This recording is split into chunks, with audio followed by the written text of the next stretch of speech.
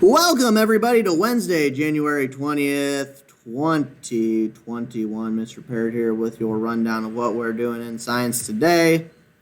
We've got our agenda over here. We got our bell ringer. We're going to look at the last little bit of our notes with mutations. We got a couple of mutations left to talk about, and then we'll get into that assignment there. Shouldn't be as long as yesterday's video because we have less stuff to look at. We're only looking at the back half of the mutations there. But without further ado, bell ringer's up there. You can find all of the information in Schoology here. Here's our notes. Here's a blank copy in case you need it. Here's the slides so you can open up the slides. So we're going to open up the slides here. And we'll be at day number 2, mutations 4 and 5. Looking at that part. So the fourth mutation is what we call inversion, where we are going to take a piece and flip it around.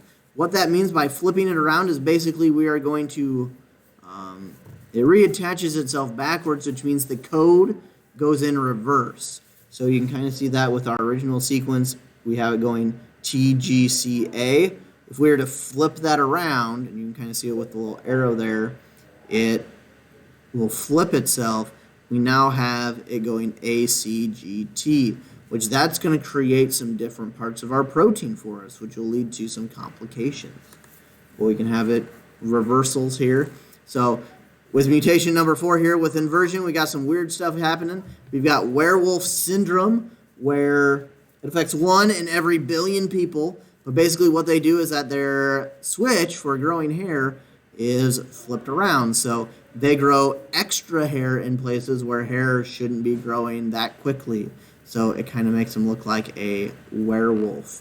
It has a sensor in the bottom. There's only been 50 documented cases of this because it's correctable in a ways by just needing to shave an awful lot there because it just grows your hair incredibly quick. But it is a werewolf syndrome where there's the inversion specifically on the 8th chromosome to it. Another one that is an inversion mutation is hemophilia, where your blood fails to clot. So if you get cut, it just is going to keep on bleeding. It doesn't have the ability to kind of self-heal itself. So that one, you would have to specifically be able to hold it on there until it actually stops the bleeding. And it's even from a paper cut, you'll just keep on bleeding from it. So very dangerous type of thing. Now they have modern medicine can kind of activate some of those blood clots or give you blood clots by taking certain medicines to allow the bleeding to stop. So it's not as big of an issue anymore, but it is something that exists out there, and it's caused by an inversion mutation. The last one, it's kind of like the craziest out of the batch. It's called translocation. And this is where a part of DNA from one part of your chromosome disconnects and brings it a part of another one. So basically, you're taking a section from one part of your DNA and adding it somewhere completely different. You're moving locations of your DNA. So that when you need a certain protein, it's no longer there because it's going to be on a completely different part. So your cells are going to get confused by that. Some examples of this type of mutation is things like leukemia, which is a type of cancer, specifically in the bones, but it is caused from sometimes this translocation. But other causes of leukemia are still unknown out there, but one of the founds is that it is a translocation mutation that will start to develop that. The antibiotic-resistant bacteria, the bacteria that are no longer good against our drugs and medicine, are resistant because of a translocation mutation. So the whole thing of these bacteria are becoming superbacteria is because they are mutating. Then we got a little video clip to wrap things up here. I'm not going to show it though because I can't show a YouTube on a YouTube. There's weird laws against that, so we're not going to show that. But I'll have this posted in the Schoology stuff as well. What we can take a look at though is your assignment, which will be very similar to yesterday's.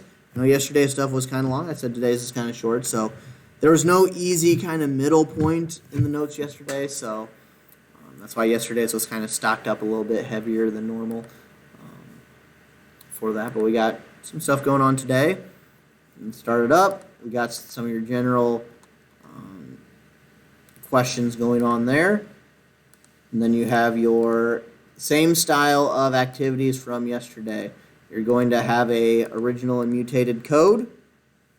You're going to have to basically use this to create a word that'll then maybe not turn itself into a word, maybe it does turn itself into a word, but there is a sequence that is there and you'll have to interpret the message. Remember to capitalize when it's supposed to be a capitalized, put appropriate space or put appropriate punctuation in there. You do not have to write the word start. You just start with whatever the first letter is. Start is a freebie. It just says for you to kick it into gear. If you have any issues with anything, please let me know. Otherwise, hope you're staying safe. Hope you're doing well. It's a much shorter day than the other day because it's kind of similar. So there's a lot more explanation that first day there. But hope you're doing well, staying safe, and I hope to see you back here sooner rather than later. Have a good one.